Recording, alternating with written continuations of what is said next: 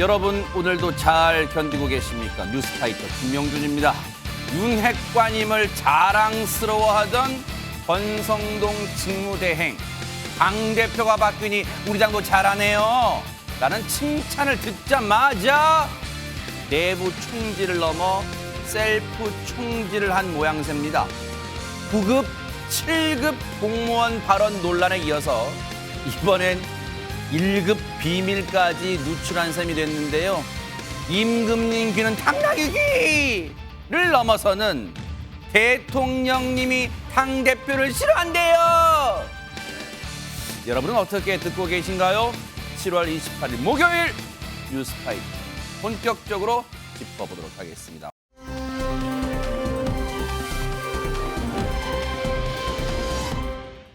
요즘 애플리케이션을 통해서 뭐 중고거래 많이들 하시잖아요. 근데 여기 대박 사건, 간 큰 도둑이 있다고 합니다. 안진용 기자님. 네, 얼마 전 인천에서 발생했던 자전거 절도 사건을 소개해드리려고 하는데요. 그 전에 먼저 영상 하나를 준비했습니다. 아하. 함께 보시죠. 어떤 일일까요? 새벽 시간입니다. 한 남성이 중고 물건을 사기 위해 판매자를 기다리고 있는 모습인데요. 네. 한참을 기다리자 길 건너편에서 판매자가 자전거를 타고 횡단보도를 건너오는데요. 네. 그리고 이 자전거에서 내리자 남성은 기다렸다는 듯 몸을 숙여가며 꼼꼼히 자전거를 살펴봅니다. 네. 이 중고거래 물건이 오늘은 바로 이 자전거인다는 생각이 드는데요. 네. 그런데 그 옆을 지나가던 한 여성이 있습니다. 아하. 이 여성, 갑자기 가던 걸음을 멈춰섭니다. 어허. 그리고 또 이어서 한 남성이 나타나더니 판매자 주변을 저렇게 에워싸는데요. 어? 이게 도대체 어떤 일일까요? 이거 약간 좀 음산한고 그런 기운이 좀 감돕니다. 무슨 상황이에요? 그러니까요. 지금 이제 저 퀴즈를 내보면 네. 자전거를 타고 온 사람이 도둑일까요? 자전거를 살려는 사람이 도둑일까요? 아니면 지나가다가 갑자기 옆에서 있는 사람이 도둑일까요? 하하. 이 사실은 나중에 밝혀드리도록 하고요. 네. 사건의 시작은 이렇습니다. 지난 4월에 인천에 있는 지역에서 자전거 도난 사건이 있었다라고 신고가 들어옵니다. 네. 경찰이 CCTV 분석을 했고요. 네. CCTV를 쭉 분석해서 특정인을 특정하게 됩니다. 아하. 근데 이 특정인이 숙박업소에 들어가는 장면까지 알게 됐고요. 범인을 특정했다는 얘기죠. 그렇습니다. 아하. 그리고 얼굴과 인상착의를 명확하게 확인했고 네. 근데 문제는 아하. 거기까지예요. 네. 그 다음에 이제 인상착의는 알았지만 이 사람이 누구인지 이름, 개인 정보는 그 뒤에 밝혀지게 됩니다. 저 실루엣 상으로는 아까 도로에 있던 사람 중에 있는지 없는지조차 정말 분간하기 어려운데 근데 일단은 저렇게 봐도 모를 것 같은데 어떻게 범인을 잡았대요, 허주연 변호사님? 네, 바로 중고거래 앱을 통해서 이 범인을 잡을 수 있었다고 합니다. 경찰이요, 어쩌면 이 범인이 훔친 자전거를 우리가 요즘 흔히 사용하는 중고거래 앱을 통해서 판매할 가능성도 있겠다 이렇게 생각을 한 거예요. 그래서 그 지역에 이 도난 당한 이 자전거 모델로 판매한다는 글이 올라와 있는지 중고거래 앱을 뒤져보기 시작한 겁니다. 이야. 그런데요, 글 하나를 발견했는데 뭔데요? 이 범인으로 추정되는 사람이 들어간 숙박업소의 인테리어와 굉장히 동일한 배경에서 어허. 이 자전거를 촬영한 게시글 하나가 올라와 있었던 어허. 거예요. 바로 실제 범인이 올린 글이었는데요. 네. 훔친 자전거를 15만 원에 판매를 하고 있었다고 합니다. 바로 저 글인데요. 막 어허. 한정판이다 이렇게 광고를 네, 하고요. 뭐 광고라는 상태 아주 좋고요. 막 이렇게 자랑합니다. 네. 네, 거기에 더해서 가격 흥정까지도 또 하고 어허. 있었습니다. 뭐 상태 좋다, 오늘 구매하시면 5만 원 정도 싸게 해드리겠다. 원래 모델에 비해서 굉장히 싸게 판매하는 거다. 이런 글을 올렸고요. 네. 그래서 경찰이 구매자인 척 접근을 한 겁니다. 직거래 가능하냐, 어디로 나가면 되냐라고 자연스럽게 유도를 해서 약속 장소를 잡았습니다. 네. 아니 그러면 다시 돌아가서 안진용 기자님 앞서 최진봉 교수님이 알쏭달쏭 퀴즈를 냈잖아요. 이 사건에서. 그러면 애초 영상에서 범인이 대체 그 여러 사람 중에 누가 있었다는 거예요? 바로 그 자전거를 팔려고 했던 사람이 범인이었습니다. 아하. 기다리고 있던 사람은요, 사복으로 갈아입은 경찰이었고요. 후에 2명이 나타났죠. 이 2명 역시 사복 경찰이었는데 범인의 도주로를 차단한 것이었습니다. 아하. 현장에서 이 경찰은요, 자전거를 꼼꼼히 살펴본 후 도난당한 자전거가 맞다고 판단한 후에는 자전거 이거 훔친 거 맞죠?라고 물어봤고 사회 경험이 좀 부족했던 이 남성 곧바로 이를 시인했다고 합니다. 아하. 이후 경찰서로 동행을 해서 여죄를 파악해 보니 무려 6건의 범행이 더 있었는데 네. 지난 2주 동안 총 7대의 자전거를 훔친 것으로 파악이 됐습니다. 아하. 이 범인의 나이는 만 19세로 내년에 군입대를 앞둔 상태였는데 네. 돈이 필요해서 범행을 한 것으로 보입니다. 세상에 저 자전거 여러 건 있었다는 훔친 자전거요. 근데 그 피해를 당하신 분 중에는 초등학생 자전거도 있었대요. 정말 이 아이들 우리의 미래 기둥인 아이들의 꿈조차 밟았잖아요. 어떻게 이런 나쁜 짓을 할 수가 있어요. 그리고 이참에 검거된 걸 차라리 다행으로 생각하세요. 바늘도둑, 소도둑 되기 전에 검거된 걸 차라리 잘 됐다고 생각하고 앞으로 반성하고 죄를 뉘우치고 살아가길 기대해 보도록 하겠습니다. 그런가 하면 오늘 새벽 대전에서는 아찔한 사고가 있었습니다. 허주원 변호사님. 네, 오늘 새벽 대전의 한 먹자 골목에서 사고가 일어났는데요. 아찔한 사고의 현장 영상으로 만나보시죠. 네, 승용차 한 대가 사거리를 빠져나가려는 듯 앞으로 움직이기 시작하는데요. 네. 앞으로 나가는가 싶더니 갑자기 빠른 속도로 후진해서 뒤편 건물에 쿵 세게 부딪히고 맙니다. 문제는요, 지금 차량이 부딪힌 곳에 음식점이 위치해 있었는데 이 차량이 음식점 유리벽면을 부수고 어머! 그대로 저렇게 밀고 들어가 버린 겁니다. 어머 세상에. 유리 파편이 사방으로 튀면서 음식점 내부는 그야말로 아수라장이 되었습니다. 아니 저때 식당 안에 사람은 없었습니까? 안진영 기자님. 다행히도 이 영업시간이 종료된 뒤였기 때문에 손님들은 없었습니다. 추가적인 인명피해는 없었지만 이 운전자는 찰과상을 입었는데요. 이 운전자 왜 이런 일이 벌었을지 혹시 음주는 아닌지 궁금해집니다. 네. 그래서 운전자를 대상으로 해서 음주, 마약 검사를 했으나 아하. 이 모두 반응이 나오지 않은 것으로 전해졌습니다. 아니 그러면 음주와 마약 여부는 경찰이 이런 사고 났을 때 당연히 취하는 거니까 뭐 오해하지 마세요. 대신 음주나 마약도 아니라는 거예요. 그럼 어쩌다 저런 사고가 났을까요, 최명기 원장님? 일단은 그 수면을 갖다 최근에 어떻게 취했는지 확인해야 됩니다. 음주도 아니고 마약도 아니더라도 만약에 최근 며칠간 잠을 갖다 제대로 자지 못했다 그러면은 우리가 이제 저렇게 되었을 가능성도 있고요. 네. 또 그 다음에 저런 경우가 많이 일어나는 경우는 뭐 휴대폰을 사용했다든가 네. 그리고 저 차도 후진을 할 때 보면 좀 특이한 점이 있는데요. 뭘까요? 뒤가 열려 있습니다. 트렁크 열린지마자 맞아요. 그렇기 네. 때문에 아마 저 트렁크가 열린 것 때문에 순간적으로 집중력이 흐트러졌을 수도 있습니다. 아하. 그러다가 보니까 아마 본인은 틀림없이 브레이크를 밟았다고 했는데 네. 그게 후진 상태에서 엑셀레이터가 될 가능성이 있는데 그러나 또 우리 운전자분의 입장에서는 급발진도 운전자분은 주장할 수 있고 그 부분도 역시 우리는 해명해야 될 부분이라고 생각합니다. 어쨌든 사고 원인은 철저히 밝혀야겠지만요. 저 당시에 인도에 행인이 지나가지 않은 상황이었고 그리고 음식점에서도 인명피해가 나지 않은 게 천만다행이었다 이런 생각이 듭니다. 지금 본격적인 휴가철 이미 시작됐잖아요. 그런데 요즘 호텔 많이 가실 거 아니에요. 숙소로. 그런데 최근에 한 호텔에서 빚어진 사연이 지금 인터넷상에서 시끌시끌하답니다. 안진영 기자님. 네, 이 호텔에 근무하는 직원이 SNS에 올린 2장의 사진 때문입니다. 과연 어떤 사진인지 같이 보면서 설명해 드리겠습니다. 지금 보이는 이 사진인데요. 딱 봐도 투숙객이 머물다 간 직후의 모습 같죠? 네. 이 사진은 국내 한 호텔 직원이 SNS에 올린 건데요. 이런 글과 함께 올린 겁니다. 행사를 즐기는 건 좋은데 썼던 거는 깔끔하게 정리 좀 합시다, 제발. 이 아마 인근에서 코스프레 만화 관련 행사가 있던 것으로 보이는데요. 객실을 너무 더럽게 쓰고 갔다는 취지로 글을 올린 것으로 보입니다. 일단은 호텔에서 근무하시는 분들 입장에서는 이제 이 퇴실을 한 다음에 저 상황을 이제 방을 정리하러 들어가 보니 문을 쫙 열어보니 눈앞에 펼쳐진 광경이 저거니까 일단 냅다 사진을 찍은 것 같아요. 그런데 엄밀하게 정말 양심의 손을 얹고 생각해 보면요, 최진봉 교수님, 저게 손님 입장에서 투숙객 입장에서 방을 심하게 어질러 놓은 걸까요? 그렇게 개인적으로 보이진 않습니다. 어허. 이게 저걸만 지적하시면 저도 호텔을 여러 번 사용했는데 저도 그런 적이 있었지 않았나 하는 생각이 들 정도였어요. 그러니까 네.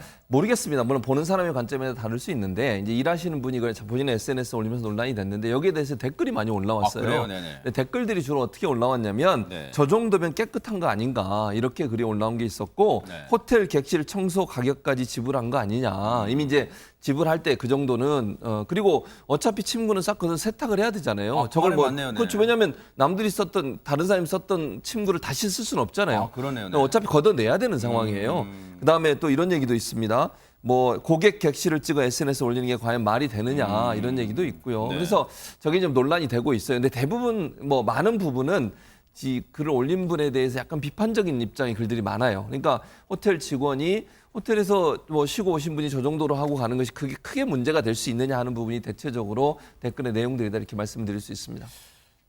아니 뭐 제가 이 글과 사진을 올리시는 해당 호텔의 이 직원분을 타박하려는 건 아니지만요. 글쎄 그러면 우리가 호텔을 이용했을 때 꼭 우리가 뭐 시쳇말로 본전 뽑으려고 일부러 어질러 놓은 건 아니겠지만 그러면 호텔 나올 때 퇴실할 때 자 각 잡아서 침대 원래 이쪽에 이 베개 이쪽에 있었지. 그리고 자 이불 칼같이 자 주름 잡아서 개놓자. 그럼 이렇게 하고 나와야 된다는 겁니까? 허지원 변호사님 어떻게 해야 되는 거예요? 그런데요, 호텔에서 한번 침구를 쓰게 되면은 두 번 재사용하는 게 아니라 세탁을 하러 보내잖아요. 네. 그러니까 그렇게 칼 잡아서 이렇게 정리해 놓는 것이 사실 의미가 없을 수 있습니다. 당연히 어차피 다 걷어서 세탁실로 보내기 때문에요. 그런데 문제는 이 객실을 썼던 사람이 보면은 굉장히 자기 얼굴이 나온 것은 아니지만 좀 굉장히 불쾌하고 좀 어떻게 보면 좀 수치스러울 수도 있어요. 그럴 수 있겠네요. 실제로 이 객실을 사용했던 사람이요. 이게 온라인상에서 화제가 되니까 자기가 썼던 객실인지 알아보고 어머. SNS에 불쾌감을 표시를 어머, 했습니다. 세상에. 본인이 22일부터 24일까지 투숙한 호텔의 방이 맞는데 네. 그 체크아웃한 이후에 호텔 직원에 의해서 SNS상에서 이런 사진이 공개가 돼서 비난받는 일을 겪어서 굉장히 불쾌하고 유감스럽다 이렇게 글을 올렸는데요. 네. 문제는 이제 뭐 거기에 댓글이 막 달리면서 네티즌들이 이게 더럽다, 더럽지 않다 뭐 이런 갑론을박을 펼쳤잖아요. 그래서 그런 어떤 그 수천 개 이상의 댓글을 마주하는 과정에서 굉장히 힘들었다 이렇게 토로를 한 거고요. 이 투숙객이 호텔에 전화해서 이 해당 직원에 대한 징계와 징계 수위의 공개를 요구를 했는데 호텔 측의 대응이 조금 이렇게 뭐 미흡했어요? 적절하지 않았던 것 같습니다. 당시에는요. 항의를 전달하고 36시간이 지나서야 제재 사안에 대한 공개는 어렵다 이런 뜻만 밝혀왔다고 하거든요. 그런데 사실 이게 만약에 이걸 쓴 사람이 누구인지가 게시글에 드러났어요. 예를 들어서 저 호텔을 쓴 사람이 허주연이다 이렇게 드러났으면 이게 뭐 정통방법상 명예훼손으로 형사처벌 받을 여지가 있을 수 있지만 사실 저 내용만 봐서는 아직까지 형사처벌 대상이 되기는 조금 어려워 보이거든요. 그럼 호텔에서 내부적으로 내규에 따라서 직원을 징계해야 되는데 사실 이 징계 내용까지 반드시 뭐 공개해야 될 의무까지 부과하기는 좀 어려워 보이고 더 이상 이 피해 입은 이 투숙객에게 얘기를 할 수는 있지만 법적인 의무까지 부과하기는 좀 어려워 보이는 상황이긴 합니다. 자, 법적으로는 지금 해당 객실을 사용한 투숙객의 신상, 그러니까 뭐 얼굴이나 뭐 이름이나 이런 게 공개되지 않은 상황이니까 지금 법으로 처벌하기, 현행법 처벌은 어려울 수는 있지만 그러면 오히려 뒤집어 보면요. 앞으로 호텔 측에서 마음에 안 들면 와 정말 진상 고객이다 이렇게 호텔을 사용하고 가냐 식으로 올리면 이름도 없고 얼굴도 없으니 마음껏 비난해도 되겠다는 그런 악용할 수 있잖아요. 그러면 지금 이 공개된 호텔 내부를 보고 객실 내부를 보고 지금 사용했던 분은 자신이 지금 얼굴에 화끈거린다는 게 아니라 자신의 객실 사용에 대해서 잘했네 못했네를 논하고 있으니 김현주 평론가님 이거 해당 객실 직원이나 호텔 측에서 자세한 입장 표명이 있어야 될 것 같은데요. 그렇죠. 안 그래도 날씨가 더워서 작은 일에도 서로 부딪히기 쉬운 요즘 아닙니까? 그런데 막상 그 투숙을 했던 손님 입장에서는 정말 낯뜨거운 그 경험이 아닐 수 없었을 것 같아요. 그러니까요. 그러니까 이런 상황에서는 사실 그 호텔 직원이 즉시 그 트위터 게시물을 내리고 삭제를 하고 사과의 뜻을 밝혔다고는 하는데 그 사과라고 하는 것이 사실상 그 머물렀던 그 투숙객에 대한 특정해서 사과를 하기보다는 좀 불특정 다수를 대상으로 하는 사과문 같은 것을 이제 올렸고 네. 또 그리고 호텔 입장에서도 이 직원에 대해서 어떤 징계 여부를 밝히거나 하는 행동은 보이질 않았다고 합니다. 그 올려진 사과문의 내용을 보면은요. 부적절한 언행으로 많은 분들께 불쾌감을 드린 것에 대해서 사과드린다 이렇게 이렇게 이제 지금 자필로 저렇게 이제 사과문을 올렸는데요. 당시에 그 체크아웃 객실이 많아서 청소팀 지원을 갖다가 소품이 늘어져 있는 상황을 보고 사진을 찍어서 업로드했다. 이렇게 이제 사과문을 올리면서 자신의 독단적인 행동으로 인해서 피해를 본 다른 호텔 직원들에게도 사과한다라는 뜻을 밝혔다고 합니다. 네. 그런데 이것이 이제 많은 분들이 이 내용을 함께 공유를 하는 상황이 이어지다 보니까 호텔에서는 이게 좀 상황이 좀 심각하구나라는 것을 인지를 했던 모양입니다. 네. 언론에 이것이 보도까지 되니까 여론의 비판을 견디지 못하고 이제 그때 가서는 사과문을 게재를 했다고 합니다. 그 내용을 보면은요. 네. 당사 직원의 불필요한 행동으로 불편을 느끼셨을 당사자분께 머리 숙여서 사과드린다. 이런 내용을 포함시켰다고 합니다. 네. 혹시 그 투숙객은 호텔 측은 알 거예요. 그러면 진심으로 사과한다면 뭐 휴가철이고 하니까 한번 특별 서비스 한번 하세요. 그게 정말 기분 조금은 풀리지 않을까 싶고, 그리고 앞서 이 비난 글과 사진을 올렸던 직원분 사과문에서 이렇게 했다면서요. 당시에 체크아웃 객실이 많아서 청소팀 지원을 갔다가 지금 이 상황 발견했다는 거 아니에요. 그러면 이런 생각을 했으면 더 나았을 거 아니야. 평소에 호텔 이 투숙객 썼던 퇴실 이후에 이 청소하시는 분들이 엄청나게 노고가 많으시겠구나. 그걸 느꼈다라고 하면서 했으면 또 말이 달라졌을 거예요. 이걸 누구를 비판해요? 호텔에 가서 정도 나옵니까? 투숙객들이 정말로 본말이 전도된 얘기를 한 게 아닌가 그런 생각을 해봅니다.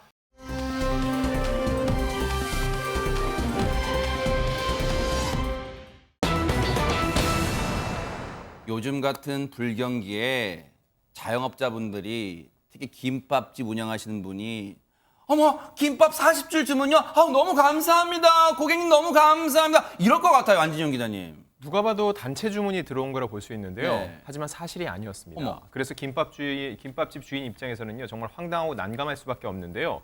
이 이야기는 정말 죄질이 나쁜 한 남자의 이야기입니다. 어머, 세상에. 영상으로 준비했습니다. 한 남성이 김밥 한 줄을 먹고 있는데요. 그러면서 유심히 김밥집 안을 살펴봅니다. 그리고 이 남성 바로 다음 날 김밥집에 다시 나타나는데요. 네. 무려 김밥 40줄을 포장해달라고 주문하고는 계산은 바로 하지 않습니다. 어제 먹은 김밥이 맛있었나 보다 생각이 드는데요. 네. 문제는 약속 시간에 맞춰 음식을 가지러 와야 할 사람이 오지 않았을 뿐더러 입금해준다던 돈도 보내지 않은 겁니다. 아니 주문했으면 계산도 하고 얼른 그 주문했던 거 김밥 40줄 가지러 와야지 왜 안 와요? 최재문 교수님. 그러니까 이게 김밥 사장님 입장에서는 믿었어요, 이 사람을. 믿을 수밖에 없었던 게 뭐냐면 사진 아까 영상 봤잖아요. 이 사람이 21일 날 직접 옵니다. 장소에 와서 김밥 한 줄을 시켜서 먹어요. 네. 그리고 맛있다고 칭찬까지 해요. 아하. 맛있다고 그러면서 현금으로 계산을 합니다. 네. 그리고 나서 제가 필요해서 그러니 김밥을 좀 주문하겠습니다 하고 주문을 한 거예요. 네. 그러니까 믿을 수밖에 없잖아요. 그러겠죠. 사장님 입장에서는. 왜냐하면 첫날 와서는 김밥 먹고 유심히 살피면서 돈도 잘 계산하고 갔는데 다음 날 가지러 오겠다고 약속하고 김밥 40줄을 주문을 했어요. 전화번호까지 주고 갔어요. 허허. 그 철도까지 믿었는데 문제는 네. 그 다음날 안 나타나는 거야. 어머. 김밥을 요즘 조금만 지나면 이제 상하잖아요. 맞아요. 김밥은 싸놓으면 네. 재료 다들 요즘 재료값도 얼마나 비쌉니까. 맞아요. 네. 그렇게 싸놨는데 찾으러 안 오니까 김밥을 더 버려야 되는 상황이 된 어머. 거예요. 그 상황이 지금 영상에 보여지는 내용이라고 볼 수 있습니다. 사장님 김밥 맛있네요. 그 전날 왔을 때 얘기를 했기 때문에 사장님 얼마나 신났겠어요. 그래서 아이고 이 맛있는 김밥 내가 이참에 40줄 시킬게요. 내일 와서 그러니까 얼마나 다음날 정성스럽게 아침 일찍부터 가게 문 열고 정성스럽게 한 줄 한 줄 만드셨겠어요. 사장님 입장에서는. 근데 뒤통수를 쳐요. 해당 김밥집 사장님 얘기 좀 들어보시고 이어가 보도록 하겠습니다. 40줄을 시켰는데 이제 전화번호를 하나 달라고 그랬더니 전화번호를 줘요. 그래서 저는 의심이 1도 안 했어요. 장소도 잘 안 되고 하니까 되게 반가웠죠. 그래서 그렇게 하겠다 그랬더니 어디로 배달해드릴까요? 그랬더니 가지러 오겠대요. 그래서 그냥 감사하다고 하고 이제 다음날 준비를 했죠. 재료 준비를 더 해서 2시간 넘었는데도 안 와요. 그래서 그 번호로 전화했더니 모르는 이제 여자분이 전화를 받아요. 그래서 첫 마디가 이분 찾으러 안 갈 거예요 그러더라고. 이게 무슨 뚱딴지 같은 얘기입니까? 통화를 성공했더니 이분 안 찾으러 갈 거예요. 누군가 생전 듣도 보도 못한 여성이 얘기를 했다는 거예요. 마저 얘기를 들어보시고 이어가 보도록 하겠습니다. 없었어요. 옷도 그냥 깔끔하니 입고 어제 먹었는데 김밥이 너무 맛있어서 이제 주문한다 그래서 힘이 딱 빠졌지 뭐. 그러고 나서 이제 이제 김밥 처리를 해야 되잖아요. 한두 개도 아니고 40개나 되는데 요새 물가 비싼 거 다 알잖아요. 재료 준비도 그만큼 더 해야 되고 시간 낭비에다가 그건 점심에 맞춰줘야 되니까 점심시간에 손님도 몇 테이블 놓치고 가면서 내가 이제 양해를 구했죠. 미안하죠. 그 사람 오는 손님한테도 버릴 때가 제일 속상했어요. 쓰레기통이 꽉 찼는데 그게 진짜 돈을 떠나서 그게 너무 괘씸한 거죠. 아니 진짜 괘씸도 괘씸하기도 하고 진짜 자식 같은 김밥을요 고스란히 버려야 될 때 얼마나 지가 억장이 무너지고 힘 빠졌을까요? 그렇죠. 그 김밥은 또 한 줄 한 줄 이렇게 포장이 되어 있지 않습니까? 40줄이나 이것을 뜯어서 버리는 그 사장님 심정이 어땠을까를 생각하면 세상에. 이게 우리가 흔히 이런 노쇼 손님이라고 하죠. 예약을 해놓고 안 나오는 그 손님들이 있는 경우에 재료 준비를 다 해놨다가 못 쓰게 되는 경우도 있습니다만 이 경우에는 완전히 김밥 완제품을 만들어 놓은 것을 다시 이것을 쓰레기 처리를 하는 과정이 있었기 때문에 이것은 정말 죄질로 쳐도 정말 안 좋은 경우가 아닐까 이렇게 생각이 되고요. 네. 그리고 옷을 말끔히 입고 왔고 김밥이 맛있어서 내가 40줄을 주문하겠다. 이렇게 얘기를 하니까 철석같이 사장님은 그렇겠죠. 믿으셨던 거 아니겠습니까? 네. 그리고 그 바쁜 김밥이라는 게 주로 점심때 소모가 되다 보니까 바쁜 점심시간에 손님들이 왔을 때도 마다하고 나 이거 40줄 싸야 되니까 죄송하지만 다음에 오세요. 이렇게 하면서 40인분을 마련을 했는데 세상에. 아유 정말 몹쓸 짓을 한 게 아닌가라는 생각이 들고요. 더군다나 그 번호로 전화를 해서 왜 안 오시냐고 했을 때 어떤 여성분 음성이 들리면서 아마 안 가실 거예요. 이런 일이 한두 번이 아니에요. 라는 답을 들었다고 하니까 아유 청천벽력도 이런 청천벽력이 있었을까 하는 그런 생각이 듭니다. 그런데 점입 가경입니다. 문제가 여기서 그치는 게 아니라 이런 식으로 피해를 본 업체가 이 김밥집뿐만이 아니랍니다. 관련 얘기 들어보시고 이어가 보도록 하겠습니다. 오늘 미리 대량 주문하면 내일 아침에 와서 픽업을 해도 되겠냐고 그렇게 물어봤었고요. 그래서 가능하다고 하니까 회사로 전화를 하는 것처럼 하시면서 어떤 음료 먹을래? 내일 뭐 회의 있지? 막 이런 식으로 말씀을 하시고 한 10잔 넘게 좀 음료를 주문을 하셨어요.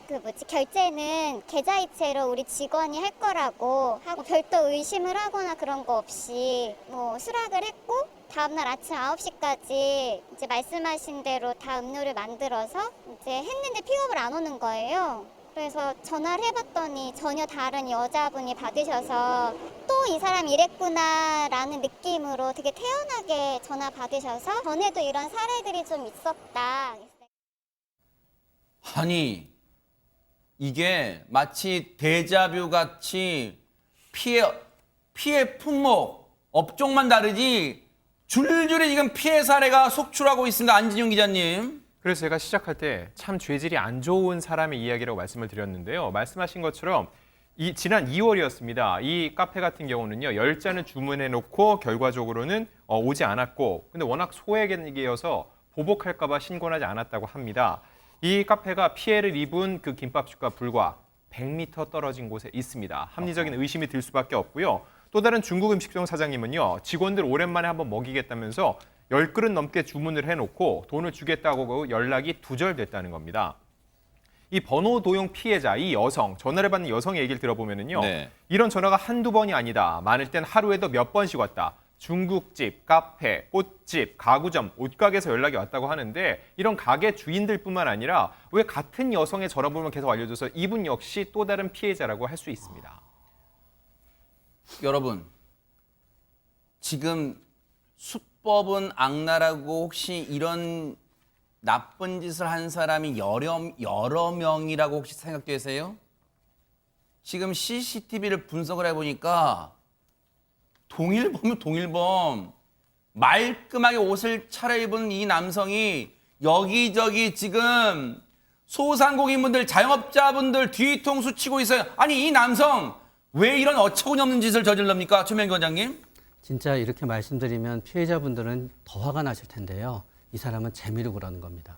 재미로요. 이 사람이 이게 재미있는 겁니다. 우리는 이렇게 방송을 하면서 얼마나 힘들었을까 하면서 우리는 공감을 하고 고통에 공감을 하잖아요. 이 사람은 저렇게 힘들었고 내가 골탕을 먹였어 생각하게 되면 본인이 너무너무 재미있는 거예요.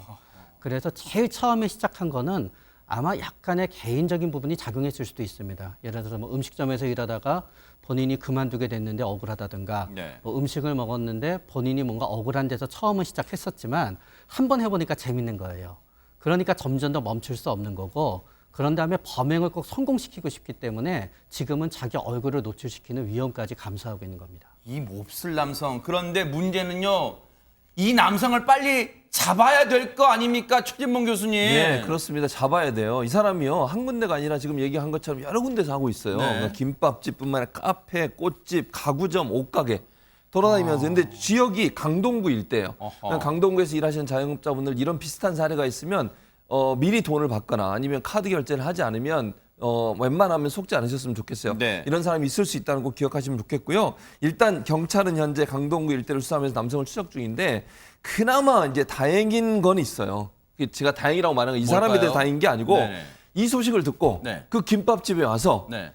대량 주문하시는 분이 계세요. 어머. 너무 가슴이 아파서 이거 듣고 돈줄을 내놓으시네요. 그래서 어떤 분은 와서 200주를 주문하셨대요. 어머. 근데 이제 이 사장님이 혼자 일하세요. 그 김밥 사장님이. 아이고, 세상에. 도저히 우리는 200주를 만들 수가 없습니다. 그래서 직원들 주기로 하기 위해서 100줄 정도만 준비해서 납품도 하고 이래서 그나마 위로를 받고 계신데 이런 좋은 사람도 있잖아요. 그러니까요. 이런 소식 듣고 정말 힘들어하는 사장님들 도와드리려고 일부러 그 가게 찾아가서 주문하고 이런 분도 있는데 이렇게 못쓸 짓을 해가지고 그 자영업자들의 마음에 대못을 박는 이렇게 경기도 어려운데 금리도 올라가지고 지금 대출 갚기도 힘들고 맞아요. 이거 뭐 하는 짓인지 모르겠어요. 빨리 잡아가지고 더 이상 이런 자영업자들의 피해가 생기지 않을 수 있도록 해야 될 것 같습니다.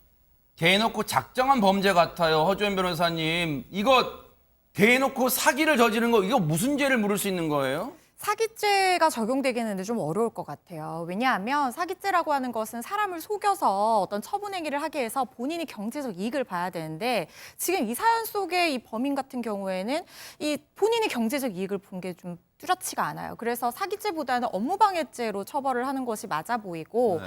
그리고 또 한 명의 더 피해자가 있습니다. 이 전화번호를 계속해서 도용당한 분. 그러네요. 이제 보니까. 그런데 이분에 대한 것도 지금 처벌이 조금 어려울 것 같아요. 왜요? 왜냐하면 이게 개인정보잖아요. 네. 개인정보를 정보 주체의 동의 없이 함부로 다른 사람에게 제공하게 되면 개인정보보호법상 처벌된다는 규정이 있기는 하지만 이 개인정보보호법이 적용되는 주체는 누구냐면 개인정보를 처리하는 사람이에요. 근데 지금 이 범인이 그 개인정보를 처리하는 어떤 관리자는 아닌 상황이잖아요. 어허. 그래서 굳이 처벌 규정을 찾자면 이 전화번호를 쓰는 사람이 전화로 일을 하는 사람이면 업무가 방해됐다고 해서 역시 업무방해죄의 책임을 물을 여지는 있어 보이고요.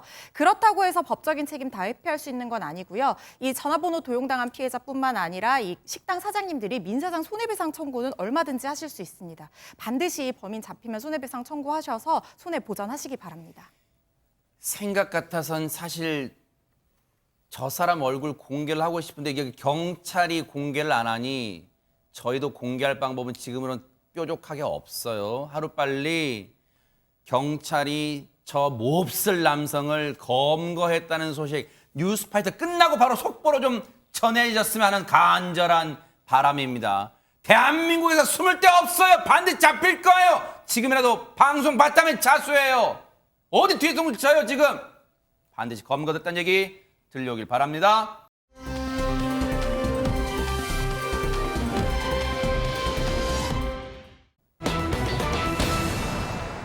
와, 대통령한테서 내부 총질하던 당대표 소리를 들었던 이준석 대표. 지금 심정이 어떨까 제일 궁금하긴 해요. 아마 여러분도 같은 생각이실 거예요. 근데 그걸 좀 추측해 볼 수 있는 얘기 한번 들어보시고 이어가 보도록 하겠습니다.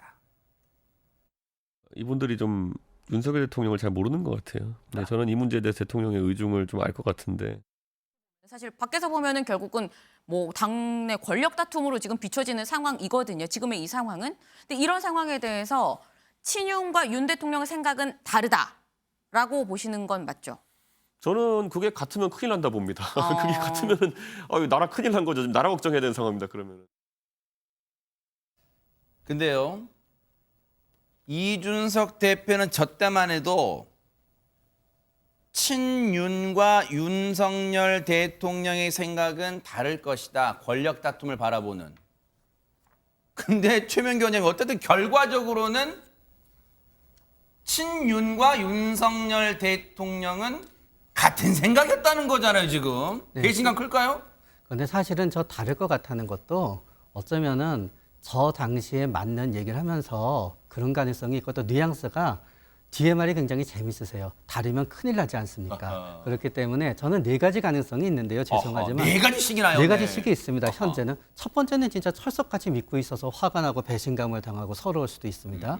두 번째는 내 명확한 증거는 없었지만 이렇게 생각하고 있었어. 그러나 역시 내 생각이 맞았어. 그럴 수도 있고요. 아하. 세 번째는 뭐 다 아는 일인데 굉장히 여유 있게 생각할 수도 있고요. 아하. 마지막은 그래 이런 실수를 할 줄 알았어. 이러면서 나한테 또 기회를 주는구나 하고 더 열심히 활동해야지 할 수도 있습니다. 아하, 오히려 반전의 기회로 삼을 수 있다. 뭐 그런 4가지. 와, 진짜 최명기 원장님은 머리가 비상하세요. 그 순간에 어떻게 4가지 시나리오를 또 분석을 하십니다. 그런데 지금 정치권 뉴스의 중심이라 해도 과언이 아니죠. 이준석 대표 지금은 어디에 있을지 꽤나 궁금합니다. 김현주 평론가님. 근데 울릉도에서 나온 걸로 알려져 있습니다. 그래요? 네. 지난번 윤리위에서 당원권 정지 이후에 약 보름의 시간이 흘렀는데 전국을 뭐 순회라고 해야 할까요? 주유라고 해야 할까요? 어쨌거나 뭐 호남에서 뭐 강원 갔다가 다시 뭐 호남 왔다가 뭐 이렇게 해서 지금 계속 울릉도까지 순회를 하고 있는데 울릉도에서 나와서 지금 행선지는 보수 지지층의 텃밭이라고 할 수 있는 TK 대구 경북 지역으로 향하는 것으로 알려져 있습니다. 그래요? 배를 타는 것까지는 알려졌는데 내릴 때는 그 모습을 찾을 수가 없었다고 하는데 포항 쪽으로 간 것이 아닌가라는 언론의 추측이 나오고 있습니다. 네. 대구 경북에 간 이유는 글쎄 뭐 언론의 해석으로는 아무래도 보수 지지층에 호소하는 여러 가지 행보를 보이지 않을까라는 예측도 있습니다만 저는 다른 지역도 두루 방문하고 있는 걸로 봐서는 그 전체적인 맥락에서 전국 어디라도 가서 내가 장외전을 한번 펼치겠다라는 그런 생각을 가지고 있는 것이 아닌가. 네. 뭐 특정 지역의 특정 목적을 가지고 있다기보다는 그렇게 생각이 되지만 그럼에도 불구하고 대구시장으로 계시는 이제 홍준표 시장께서 뭐 여러 가지 지금 이야기들을 내놓지 않으셨습니까? 그리고 이전에 그 대선 경선 과정에서도 특별히 여러 가지 이야기들을 또 나눌 수 있는 상대이기도 하기 때문에 혹시 조우가 이루어지지 않을까 아하. 하는 기대는 좀 가지고 있습니다. 지금 이준석 대표의 오늘 어제 이 시간만 해도 저희가 그런 얘기 들려드렸잖아요. 울릉도에 있다. 근데 하루 새 지금 이 시간에 울릉도에서 나와서 대구 경북 가고 있다. 마치 저희가 막 중계 방송 해드리는 것 같잖아요. 지금 이 시각 대구 경북으로 가고 있습니다. 그런데 미션 임파서블 노래 좀 틀어야 될 것 같아요. 짠짠짠짠. 왜? 울릉도에서 나올 때 이게 배편으로 나오잖아요. 배편으로 나오니까 울릉도에 있다는 얘기를 듣고 언론들이 이제 울릉도에서 나오는 배편에 도착하는데 항구에 도착하고 저기 진치고 있었을 거 아니에요. 걸어 내려올 줄 알았을 거 아니에요. 그런데 언론 보도 들어보니까 울릉도에서 나올 때 여객선에서 2인실 누군가 지금 같이 간다는 거. 왜? 앞서 사진도 누가 찍어준 거잖아요. 누군가 지금 같이 동행하고 있습니다. 2인실에서만 틀어박혀서 안 나왔대요. 배 안에서도. 그리고 내릴 때 기자들 이준석 대표 나오나 막 보잖아요. 그런데 그 여객선의 화물칸에 짠짠 SUV 차량을 미리 대기시켜 놓고 그 SUV 차량을 타고 유유히 빠져나오는 바람에 이준석 대표를 포착하지 못했다는 얘기가 틀려옵니다. 이거 007 작전도 아니고 동해번쩍 서해번쩍 울릉도에 갔다는 사실만 알려졌고 나오는 모습은 포착되지 않았습니다. 또 모르죠. 오늘 저녁이나 내일 아침에 울릉도에서 나오는 모습을 SNS에 찍어서 올려 보낼지는 모르겠습니다만 어쨌든 지금 대구 경북 가고 있다는 거예요. 그런데 이 와중에 대통령과 권성동 대표 직무대행이 나눈 사적 대화 이게 지금 일파만파 퍼지고 있잖아요. 여기에 대해서 훈수를 둔 인물들이 있다면서요. 누굽니까? 허주현 변호사님. 네, 어제 오늘 좀 평론하세요. 괜찮습니다. 네네. 네, 어제 김종인 전 국민의힘 비대위원장이 국민일보와의 인터뷰를 통해서 네. 일침과 함께 조언을 하기도 했습니다. 일단 대선 전부터 잠재적으로 내재되어 있던 어떤 갈등이 집합해서 나온 것 같다 이렇게 분석을 했어요. 그러면서 좀 과격한 표현도 했습니다. 무슨 집권당이 이렇냐라고 하면서 당이 위기 해결 능력이 없다 이렇게 일침을 놨어요. 그리고 사실 정권 초반이잖아요. 근데 지금 이 상황에서 자꾸 이렇게 이상한 일이 벌어지면 국정 운영의 동력을 찾기가 어렵다라고 얘기를 하면서 근데 일단 일이 일어났기 때문에 한 번 공개된 거니까 쏟아진 물을 다시 쓸어 담을 수는 없지만 빨리 해법을 찾아야 된다 이렇게 얘기를 했는데요. 네. 어떤 조언을 내놨냐면요. 네. 당분간 국민의힘이 조용하지 않을 것이다. 특히 최근에 이 권선동 대행이 연이은 실책을 했습니다. 뭐 사적 인사 채용 논란과 관련해서도 좀 실언을 했고 또 이번에도 이게 문제가 생긴 거잖아요. 그래서 사실 당 내외에서 이 비대위를 구성하자는 어떤 요구들이 있는 상황이거든요. 그런데 거기에 대해서 권대행 체제를 일단 정상적인 체제로 바꾸는 것도 도움이 될 수 있다, 의미가 있을 수 있다 이렇게 조언을 했습니다. 우리 허주연 변호사님이 마음이 약해요. 왜? 김종인 전 비대위원장이 과격한 표현 썼다고 해서 무슨 표현 썼냐고 들어보려 했더니 무슨 집권당이 이러냐 그것만 얘기해. 앞에 놈자가 있었는데 그걸 딱 빼고 얘기해. 마음이 약해요. 과격한 표현 못하는 거예요. 그런데 최진봉 교수님, 네. 김종인 전 비대위원장 마치 이제 언론들은 좀 그런 약간의 그런 느낌으로 묘사를 많이 하잖아요. 뭐 할아버지와 손주뻘. 좀 애정도 많잖아요, 평소에. 그럼 이번에 좀 감싸는, 이번 논란에 대해서, 이번 파문에 대해서 이준석 대표 좀 감싸는 발언은 안 했어요? 뭐 그런 발언이 있었어요. 사실은 이준석 대표가 여러 가지 이제 지난 대선 지방선거 과정에서 여러 가지 역할을 했고 네. 그것이 지금 현재 정당인 국민의힘이나 윤석열 대통령에 도움이 됐다. 그런 부분은 명확하게 있다고 얘기를 했어요. 그런데 또 하면서 그러면서 또 무슨 얘기 됐냐면 이준석 대표한테 자꾸 자신 때문에 지방선거와 대선을 이겼다는 걸 강조할 필요도 없다. 그러니까 약간 양쪽에 다 말씀을 하셨어요. 그러니까 지금 윤핵관이라고 얘기하는 분들한테는 이준석 대표 자꾸 흔드는 거 그거 잘못됐어. 끌어안아야 돼. 이렇게 조언을 했고 이준석 대표한테는 내가 이렇게 공이 있는데 나한테 왜 이래? 이런 것도 좀 하지 마라. 그 말은 네. 싸우지 말라는 얘기예요. 결국은. 이게 싸우면 결국 국민의힘이 전체적으로 지지율이 떨어지잖아요. 그리고 국민의힘에서 국민들이 실망하게 되고 집권 여당이 지금 국정 동력도 낮은 상황에서 전반적으로 정책적 대안을 내면서 좀 앞서가야 되는데 그런 부분보다는 자꾸 뒤로 끌려 내려가는 듯한 모습을 보이는 것에 대한 불만을 얘기했다고 보여지고 네. 또 하나 의미 있는 얘기를 했는데 이런 얘기도 했어요. 당 윤리위원회에서 징계를 했잖아요. 네네. 윤리위원장이 이양희 윤리위원장인데 그분이 윤심에 휘둘릴 사람은 아니다라고 전제는 했는데 그 다음 말이 좀 애매해요. 뭐 또 뭔데요? 뭐라고 하냐? 다만 다소의 영향을 받을 수도 있다. 하하. 권력이란 게 원래 그렇다. 이런 얘기를 하셔서 또 미묘한 뉘앙스를 남겼습니다.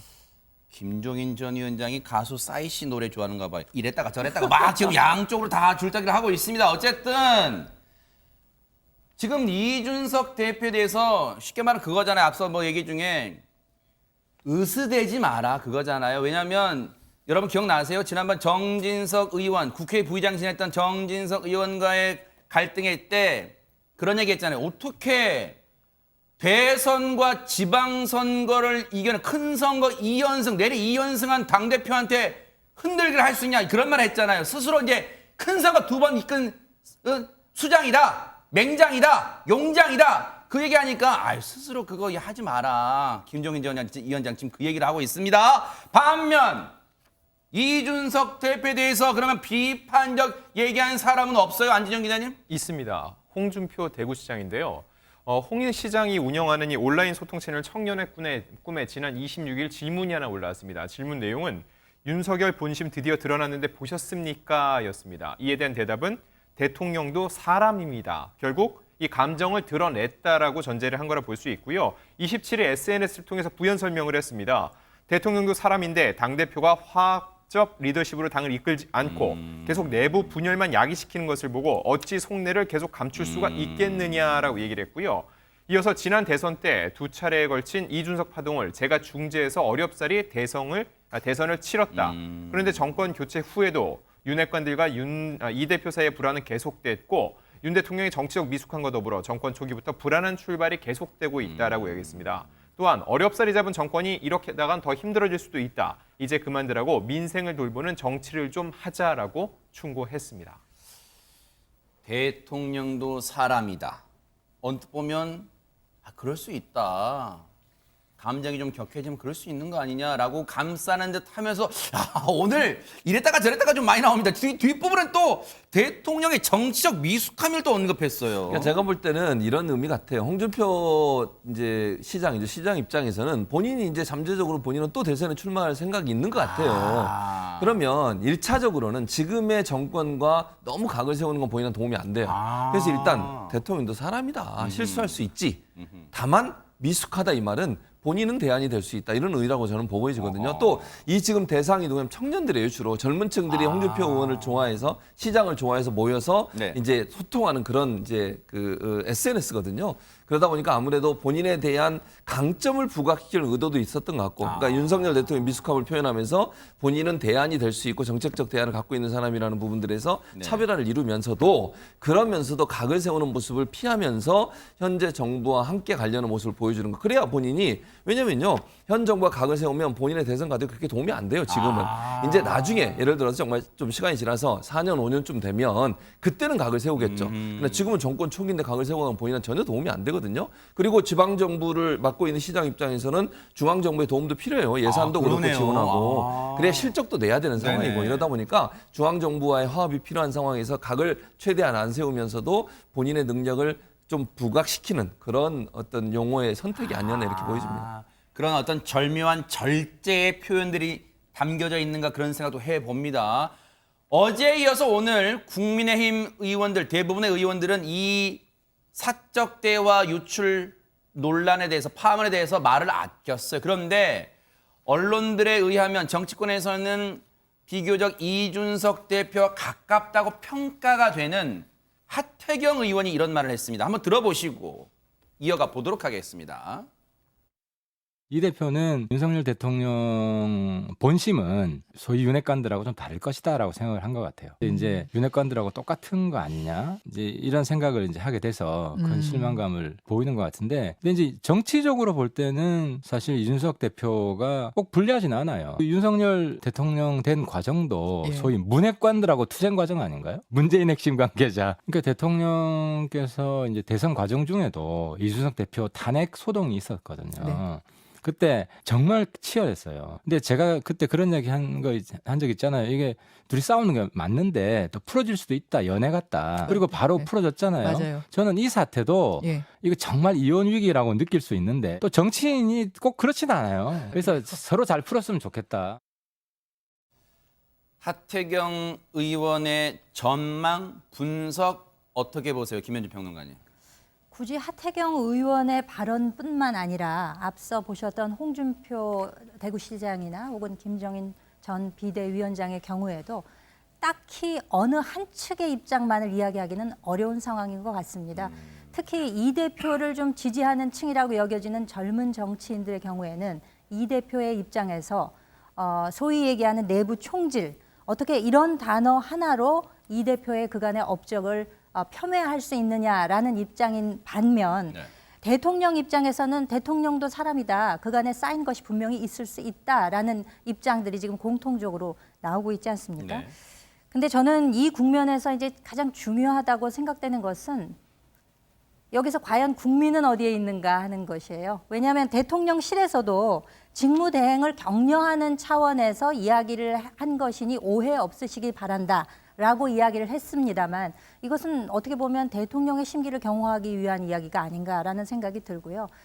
지금 어떤 국면입니까? 무더위 하나로만 해도 밖에서 일하시는 분들 너무 힘들죠. 지금 초저출산 국가로 국가 소멸의 위기에 있는 그런 상황 아니겠습니까? 대내적인 경제 위기는 뭐 이야기할 것도 없고요. 아까 최진봉 교수님께서도 말씀하셨다시피 금리는 올라가죠. 대출이자 나고 나면 생활할 돈도 없는데 물가는 비싸서 냉장고를 털어먹는 그런 상황 아니겠습니까? 민생이 이렇게 어려운 지경인데 이 내부 총질 이거 하나를 놓고 여당 내부에서의 통합이 이렇게 이루어지지 않는다면 국민들 보시기에는 정치 혐오, 정치 피로감만 쌓이는 것이거든요. 정말 결국에는 국민을 섬기겠다 한 그 일성을 잃지 말고 어떻게 해서든 이 사태를 조기에 수습하는 것을 빨리 목표로 세워야 되지 않을까. 내부 통합이 우선이라고 생각이 됩니다. 문자 파동에 대해서 윤석열 대통령은 지금까지 따로 언급하지는 않았어요. 입장을 밝히지 않았어요. 근데 밝히지 않았다기보다는 엄밀하게 말하면 밝힐 기회가 없었어요. 여러분 그러실 거예요. 맨날 출근길에 약식 출근길 문답하는데 왜 밝힐 기회가 없었어요? 라고 하겠지만 잘 생각해 보세요. 최명기 원장님 왜 밝힐 기회가 없었죠? 자, 어제는 이제 비상경제 민생회의가 있었습니다. 오늘은 이제 정조돼야만 이제 진수가 있어요. 그리고 내일은 이제 파출소를 갖다 방문하실 예정입니다. 어머. 그리고 그 다음에 여름 휴가로 이어집니다. 어머. 그런데 이제 여름 휴가가 끝난 다음에는 우리가 이제 몇 개의 가능성이 있습니다. 뭘까요? 일본은 다시 이제 원래대로 이렇게 원래 하시던 대로 이제 기자들을 갖다 매일 아침에 만나시는 경우도 있고요. 두 번째는 그 부분에 있어서 여태까지 뭔가 이렇게 얘기를 하시고 당분간 이러저러한 이유에서 본인이 하지 않겠다라고 얘기하고 안 하게 될 수도 있고요. 세 번째는 기자를 만나긴 하지만 네. 여태까지와 뭔가 다른 태도로 나갈 수도 있는데 이 각각의 세 번째에는 다 장점과 단점이 있습니다. 아하. 근데 최진봉 교수님께 이거 여쭤볼게요. 언론들은 그렇게 보는 거 같아요. 공교롭게도 문자 파동 이후에 공교롭게도 윤석열 대통령이 외부 일정이 생기고 있어서 출근길 약식 문답 이른바 도어 스태핑이란 뭐 영어 표현하는데 요즘은 이제 국립국어에서 되도록 쓰지 말래요. 그래서 이제 출근길 문답을 하고 있는데 그 출근길 문답 공교롭게도 안 되는 거 아니냐? 일정 급하게 잡는 거 아니냐? 이런 얘기도 나오고 있습니다. 아니, 그런 부분도 있을 거예요. 좀 피하고 싶으시겠죠. 왜냐하면 대통령 입장에서도 어차피 그 약식 기자회견 하면 물어볼 수밖에 없어요. 이걸 어떻게 안 물어봐요? 그러니까요. 기자들 입장에서 물어볼 수밖에 네네. 없는데 대답하시기가 곤란하실 수밖에 없어요. 그래서 저는 일부러 피하는 면도 있고 저는 뭐 그 피하는 게 나쁘다고 보지도 않아요. 그렇게 또 나와서 뭐라고 얘기를 하겠어요, 거기서. 그럼 그것도 또 다른 얘기 또 나올 겁니다. 대신 그 최영범 수석이 나와서 얘기를 했잖아요. 그 얘기가 저는 대통령의 의지라고 생각해요. 의미라고. 그러니까 대통령이 직접 얘기는 안 했지만 최영범 수석이 나와서 얘기했잖아요. 사적인 내용이 유출되게 돼서 유감이다. 네. 근데 권성동 원내대표에 대해서 그거는 이제 강하게 저는 질책하는 거라고 생각해요. 아니 왜냐면 그걸 사적으로 대화를 나눈 거가 공개되는 것 자체가 말이 안 되잖아요. 그거는 주의를 했어야죠. 네. 물론 뭐 저는 대통령이 그런 표현을 쓴 것 자체도 잘못됐다고 봐요. 왜냐면 대통령의 말과 지금 이 글자 내용이 다르잖아요. 네. 원래는 사실은 당에 간섭하지 않겠다 그러고 이준석 대표가 지난번에 그 징계 받았을 때도 안타까운 표현도 하시고 이랬었거든요. 그런데 뭐 마치 예전부터 별로 안 좋아하는 사람인 것처럼 이렇게 표현하신 건 분명히 잘못됐는데 그렇다 하더라도 그런 문자가 사적인 문자가 공개돼 가지고 이렇게 뭐 대통령에게도 여러 가지 어려움을 주고 또 국민의힘이라는 여당에도 어려움을 주는 사태를 만든 것 자체는 문제가 있는 거죠. 그러니까 권성동 원내대표가 그건 잘못했다고 저는 보고 그래서 그런 부분에 대한 서운함을 최영범 수석을 통해서 이미 표현했고 그 정도밖에 국민한테 할 얘기가 없어요. 그걸 뭐 부인할 수도 없고 아하. 아니라고 얘기할 수도 없고. 그러니까 엎질러진 물이니까. 그렇죠. 네. 그런 상황이라면 약간 시간을 두고서 피하는 것도 네. 하나의 방법이다 이렇게 생각합니다. 이런 것도 윤석열 대통령 오늘 오전에 앞서 말씀드렸죠. 정조대왕암 진수식 이제 배를 띄우는 거예요. 정조대왕암 진수식에 참석을 했는데 김건희 여사와 함께 울산을 찾았습니다. 먼저 영상 보시고 이어가 보도록 하겠습니다.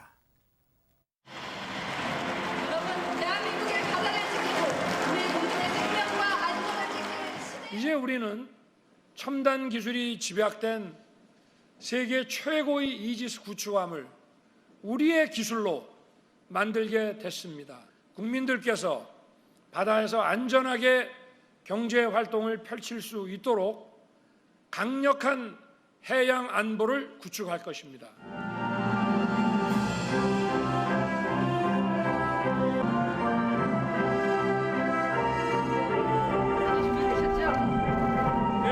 하나, 둘, 셋!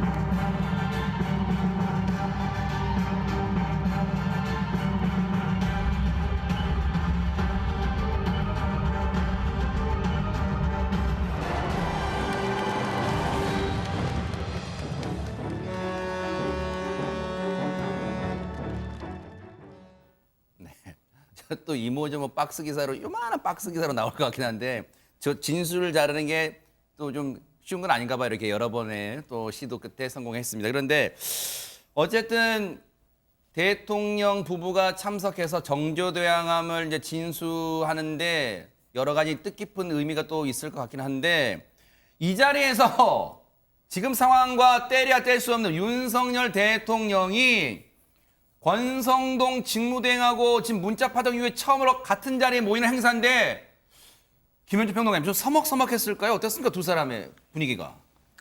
아무래도 전과 같지는 않았겠죠. 서먹한 분위기가 있었을 것으로 예상이 되고 두 분이 따로 악수는 하지 않았다고 합니다. 그래요? 네.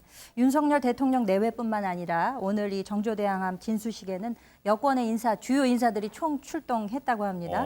권성동 대행은 물론이고요. 네. 김기현, 안철수 의원 등 차기 당권 주자로 예측되는 분들이 모두 다 참석을 하셨고 네. 앞줄에 이제 나란히 앉으셨고 네. 그리고 이 현대중공업 관계되는 권오갑 회장과 정기성 사장 내외를 비롯해서 또 그분들이 이제 앞줄에 앉으시면서 윤 대통령 내외분도 앞줄에 앉으셨다고 합니다. 서먹했을 것으로 예상이 됩니다. 아하. 악수도 보세요. 지금 참석은 했어요. 근데 악수는 나누지 않았고 뭐 비교적 글쎄 뭐 거리가 딱히 줄자로 잰 건 아닙니다만 지근거리는 아니었다고 합니다. 그래서 일부러 그렇게 좌석 배치를 했는지는 모르겠지만 어쨌든 그런 상황이 연출됐어요.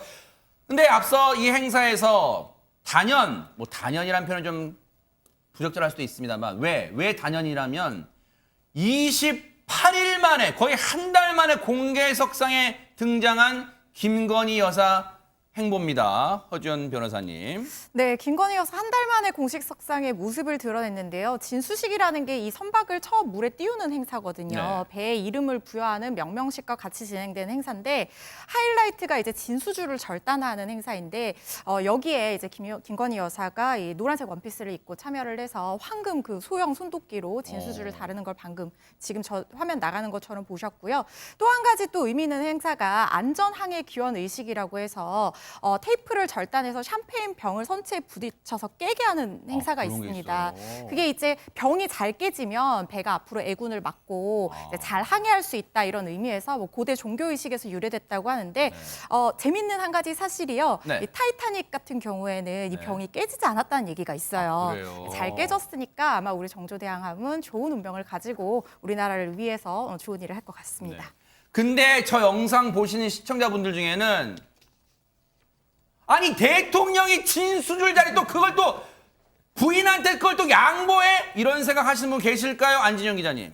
일단 이 의미를 짚어볼 필요가 있는데요. 아이의 탯줄을 자르는 것처럼요. 새롭게 띄우는 배, 이거의 탄생을 의미하는 뜻으로 해군의 오랜 전통으로 이 진수식에서 진수줄을 자릅니다. 그런데 이 역사가 있어요. 19세기 초 영국의 빅토리아 여왕이 최초로 영국 군함의 진수식을 주관하면서부터 여성이 이 의식을 주관하는 게 전통으로 수립이 됐고요. 이 여성을 대모라고 부릅니다. 이건 한국에서도 마찬가지 전통이었는데요. 여성이 진수식의 대모 역할을 해왔고 주로 영부인의 몫이었습니다.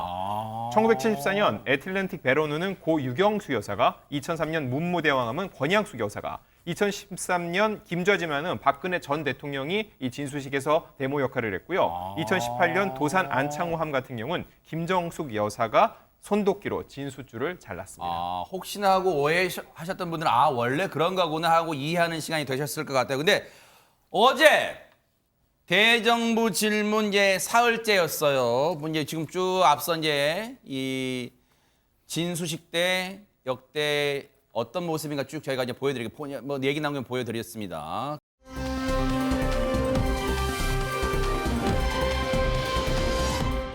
그런데 어제 대정부 질문 사흘째여서 여기에 한덕수 총리가 나와서 답변을 하는 도중에 이분의 이름이 나와서 논란이 빚어졌대요. 어떤 상황인지 한번 보시고 이어가 보도록 하겠습니다.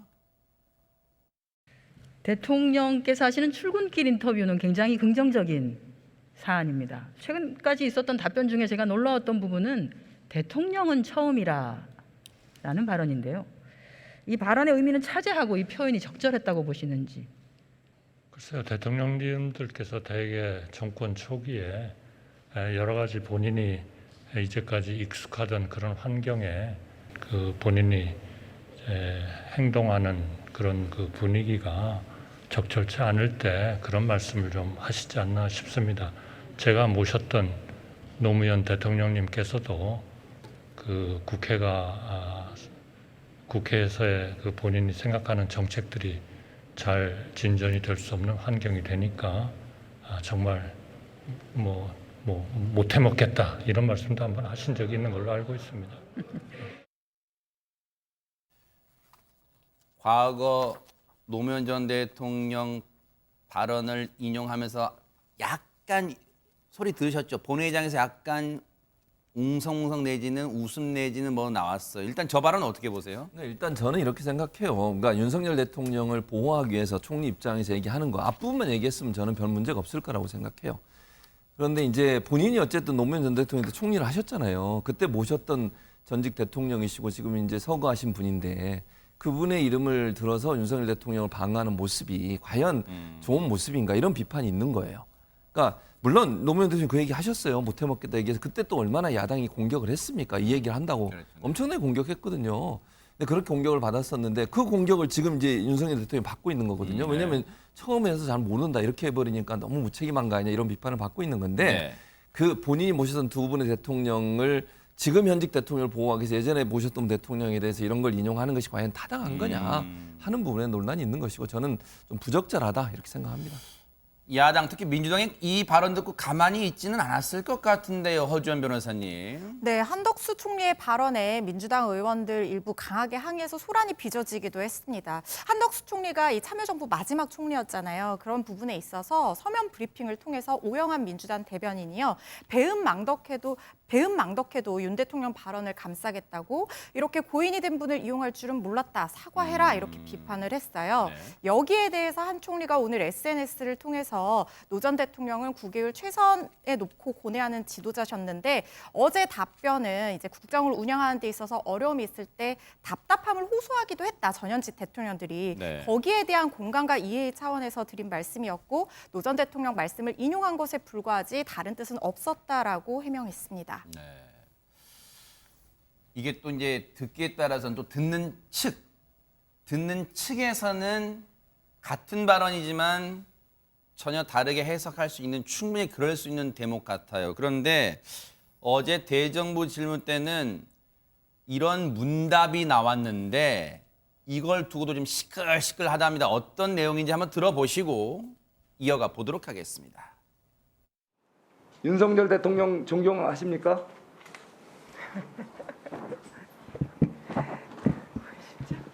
네, 국민들을 위해서 최고 국가 책임자로서 그 역할을 충실히 하실 것을 믿고 그렇게 응원하고 있습니다. 그리고 윤석열 대통령보다는 문재인 대통령을 더 존경하는 사람 아닙니까? 제가 말씀드린 거에 틀렸습니까? 권익위원장의 임기는 개인의 문제가 아니라 법치주의의 문제이고 법령과 법에 정해진 업무와 임무를 공정하고 또 독립적으로 수행하는 것을 보장하는 그런 임무를 맡고 있습니다. 그 자리에 더 좋은 일을, 더 훌륭한 일을 할 분이 계시는데 스스로 저런 대통령을 모시고 지금 억지로 그 자리를 지키고자 하는 의도가 뭐예요? 개인적인 문제가 아니라 법치주의 문제다라고 말씀을 드렸습니다. 최재명 교수님. 송석준 의원이 전현희 국민권익위원장한테 대뜸 윤석열 대통령 존경하십니까? 라고 이제 말문을 열었어요. 아마 존경한다고 해도 그 말을 받아서 이렇게 이어갔을 거야. 존경한다면 물러나십시오 이랬을까요? 어땠습니까 이 부분은? 뭐 그랬을 수도 있죠. 근데 대단히 저는 부적절한 질문이라고 생각해요. 이런 질문을 여기서 지금 국정감사는 아니지만 어쨌든 불러서 제 정부에 일하는 사람에 대해서 질문을 하는 거잖아요. 국회의원이. 누구를 좋아하냐, 누구를 존경하냐, 또 뭐 문재인 대통령을 더 좋아하는 분 아니냐 이렇게 얘기하는 게 말이 됩니까? 이건 저는 아니라고 봅니다. 그리고 만약에 진짜 전현희 위원장에 대해서 불만이 있으시면 그분이 하는 일에 대해서 문제를 지적을 해야죠. 이러이러한 분이 문제가 있는데 왜 그렇게 하십니까? 라고 얘기를 하는 게 맞지. 왜 안 물러나라고 물러나라고 저렇게 압박을 하는 것이 대놓고 과연 타당한가? 아니 지금 최근에 검찰에서 과기부 통일부까지 압수수색했어요. 과기부 통일부 환경부 장관은 감옥까지 갔다 왔습니다. 물러나라 그래가지고 산업부 지금 블랙리스트 수사하고 있잖아요. 전 정부에 대해서 환경부, 산업부, 과기부, 통일부까지 지금 수사하고 있습니다. 그러면 국회의원이니까 대놓고 물러나라고 해도 문제가 없고 뒤에서 몰래 물러나라고 하면 문제가 있는 겁니까? 이런 식으로 접근하는 게 저는 문제라고 생각해요. 정말 전현희 권익위원장이 제대로 일을 못한다면 그 일 못하는 부분을 가지고 얘기를 해서 그걸 스스로 돌아보게 하든지 이렇게 하는 게 맞지. 누구 좋아하느냐 존경하느냐 이런 말을 가지고 안 나가면 안 되는 듯한 압박을 하는 듯한 모습을 보이는 것은 저는 좋은 모습이 아니라고 생각합니다. 네.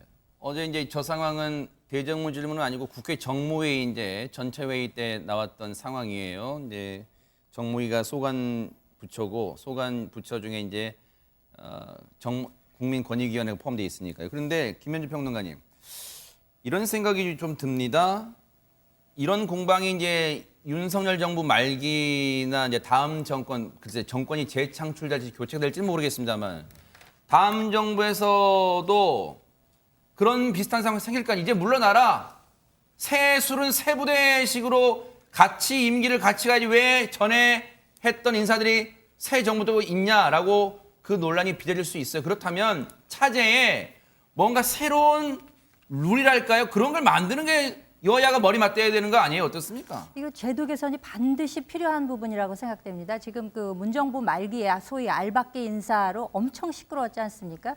이게 직권 남용으로 연결이 되면서 소위 블랙리스트 수사로 해서 아까 방금 말씀하셨다시피 여러 부처의 장관들까지도 실형을 받는 이런 상황이 되고 있는데 이 국정기조를 같이 하는 분들이 그 임명직 고위직에서 분명히 함께 기조를 맞춰 나가면서 해야 되는 부분이 있는 것이거든요. 그리고 이게 맞지 않는 이 임기 때문에 벌어지는 이런 일들은 반드시 제도 개선을 통해서 차제에 바로잡지 않으면 이게 계속 이를테면 정부가 이어지건 아니건 간에 반복되는 문제를 그냥 지켜보고만 있을 수는 없는 것이라고 생각합니다. 반복되는 글쎄요 고질병 같은 이 문제 지금 상황에 날도 덥지만 이를 지켜본 국민은 더 답답하기만 할 것 같다 이런 생각도 해봅니다.